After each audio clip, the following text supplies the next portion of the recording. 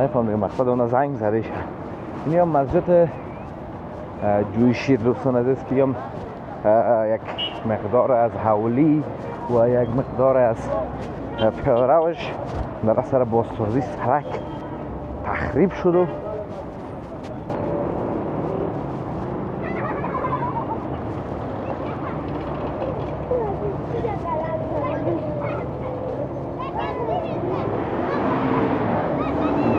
کاروبار اصلی سرک همون طرف است، همون طرف دارن که کار دیگه توقف پیدا نکنه به هیچ وجه.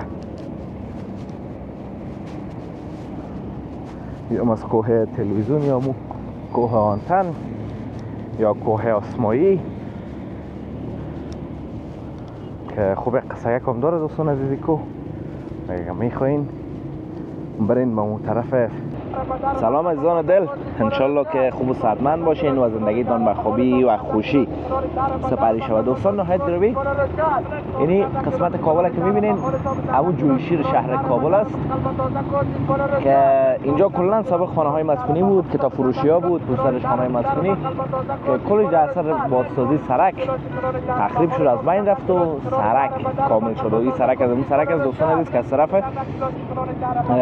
صدارت میایم. در هم دوستان عزیز یک آب زردک است، از فایده های زیاد خودتان خبر دارین. آب زردک چه فایده داره و چقدر خوب است به صحت و همه چیز، خصوصا به چشم میگن یک فکر در این مورد است که به هر صورتش نمیخوام زیاد داخل مسئله شما. ما اومدیم اینجا گلاس آب زردک گرفتیم، گفتیم میره بزنیم و بازم تو بریم به زمان این سرک هم براتون نشان بدم و بریم از بازسازی جوی شیر شهر کابل دیدن داشته باشیم. در ادامه ویدیو دوستان عزیز همراه ما باشین. خب دوستان نهایت گرامی، این گفته ایرانی ها آب زردک از زدیم بر بدن و آمدیم دوباره به این طرف. اینجا دوستان عزیز به احتمال داریم نانبایی بوده، اون تنورشان هنوز هم است، تنور روحانی بوده. نفهم دیگه مقصد اون زنگ زده شه.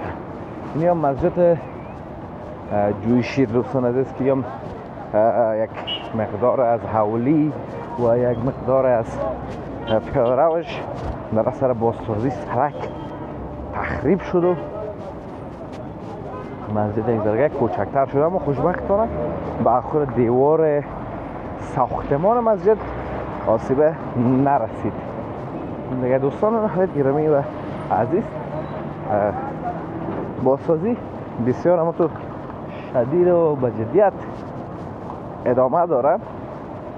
ماشینالا تو طرف کار میکنن، این طرف هم مثلا اما اون طرف هم حالا پیشتر بریم درستر میبینین اون طرف یک دونه اسکواتور است.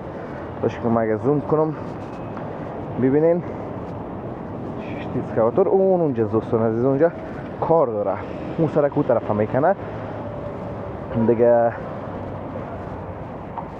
این طرف هم دوستان عزیز کار سرکش تا اینی قسمت ها رسیده. باشه که براتون نشان میدم جویایش کنده بودن، اگه دفعه آخر کامل دیدیم دوستان عزیز یادتون باشه این دوباره جور شده. این قدر پرکاری شده، یکم دیگه مونده دوستان عزیز پرکاریش خلاص شود و پیاده روش هم با پرکاری ضرورت داره. بعد از او باز کارش تمام میشه و ریزی میشه. دوستان نهایت گرامی، شاید بگوین چرا نمیندازن دیگه کار خلاص نمیکنن؟ خاطر که این تو رفت رواز دوستان عزیز، این تو بیربار از این بیربار چه قسم کار کنن؟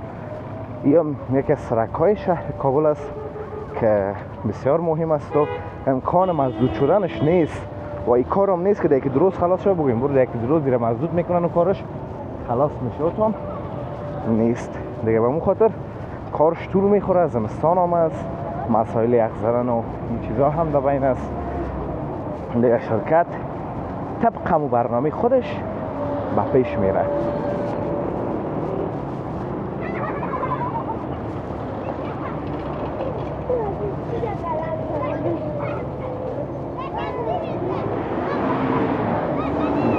کاروبار اصلی سرک همون طرف است، همون طرف راه پیاده‌شون بسیار خوب است. به اینکه ما و شما هم همون طرف بریم از سرک بگذاریم. این نیست که اوتور بود دوستان عزیز که پیشتر نشانتون دادم، اون تیل میزنه، تیل پر داره، اون دو قسمت تیل پر داره دیگه. بعدش کاره انجام بده. این طرف هم دوباره میبینید که سرک در حال پرکاری هست دوستا، در حال پرکاری است، پر میشه سرک. از اون طرف که سرک یا به مو اندازه پر شده و قضیه هم نشده، به مو اندازه سو طرف وره. این جغل دوستان عزیز چند سطح داره، یعنی در هر سطحش نظر به مستندردهایی که ضرورت است و مو شکل جغل انداخته میشه و محکم میشه دیگه، سخت میشه. چندین نوع جغل انداخته میشه، یک نوع دو نوع نیست.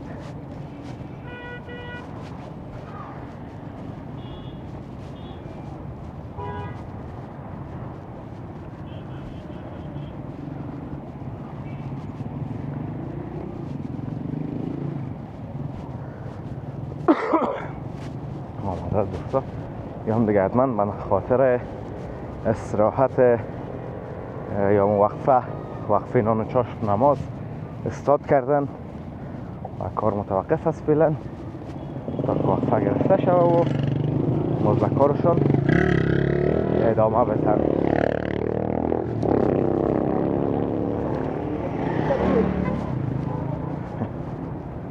ماشین آلات دوستان عزیز این طرف کار میکنن.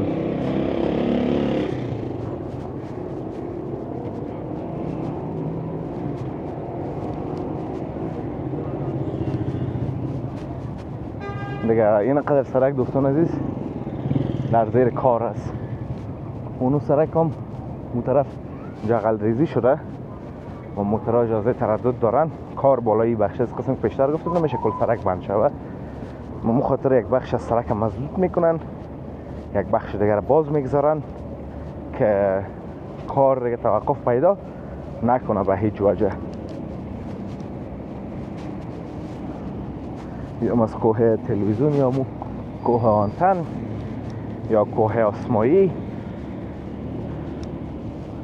که خوب قصه یکم داره دوستان عزیزی کوه. اگه میخواین برین به اون طرف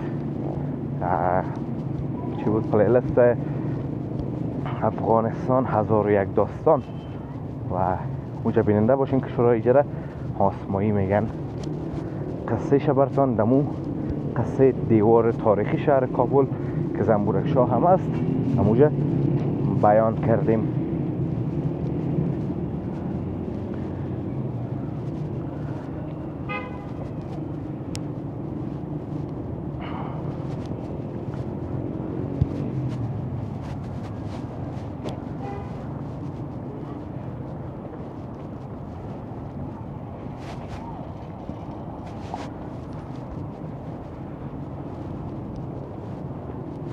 خوب دوستان نهایت گرامی و نهایت عزیز، امیدوار هستم که از ویدیو خوشتان آمده باشه، از ویدیو لذت برده باشید.